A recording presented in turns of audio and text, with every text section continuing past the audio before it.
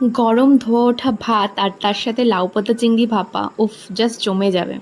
তো চলো ঝটপট তোমাদের সাথে রেসিপিটা শেয়ার করে নিই। তো ফার্স্টেই যে ইনগ্রিডিয়েন্টসগুলো লাগছে সেটা হচ্ছে নারকেল কোড়া, তারপর রয়েছে পোস্ত, মগজদানা, সর্ষে, আদা আর কাঁচা লঙ্কা। তো এগুলোকে ভালো মতো পেস্ট করে নিতে হবে, তোমরা চাইলে মিক্সিতেও করতে পারো। আর পরিমাণ মতো চিংড়ি মাছ আর লাউ পাতা নিয়ে নিয়েছি।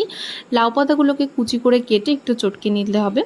তারপর চিংড়ি মাছের মধ্যে যে বাটাগুলো, মানে যে বাটা মশলাগুলো ছিল আর কি, সেগুলো দিতে হবে। তার মতো পরিমাণ মতো হলুদ, লবণ আর বেশ খানিকটা সর্ষের তেল দিয়ে আর পাতাগুলো দিয়ে আচ্ছা মতো মেখে নিতে হবে। মাখানো হয়ে গেলে তারপর সেটা একটা টিফিন বক্সে ট্রান্সফার করে দিতে হবে, যেটা একদম এয়ারটাইট টিফিন বক্স হবে, কোনো হাওয়া বেরোনোর কোনো ইয়ে থাকবে না। তো সেটাতে দেওয়া হয়ে গেলে উপর দিয়ে কটা কাঁচা লঙ্কা আরও বেশ খানিকটা সর্ষের তেল দিয়ে টিফিন বক্সটা ভালো মতো আটকে নিয়ে ওটা একটা প্যানের মধ্যে দিয়ে বা কড়াইয়ের মধ্যেও দিতে পারো, তার মধ্যে একটা স্ট্যান্ড বসিয়ে টিফিন ডাব্বাটা দিয়ে ওটাকে ঢেকে দিতে হবে। 40 to 45 মিনিটস ওটাকে হতে দিতে হবে। অ্যান্ড দেন ঢাকনা খুলে যে স্মেলটা আসবে, ও, তো তোমরা অবশ্যই ট্রাই করো এবং জানিও।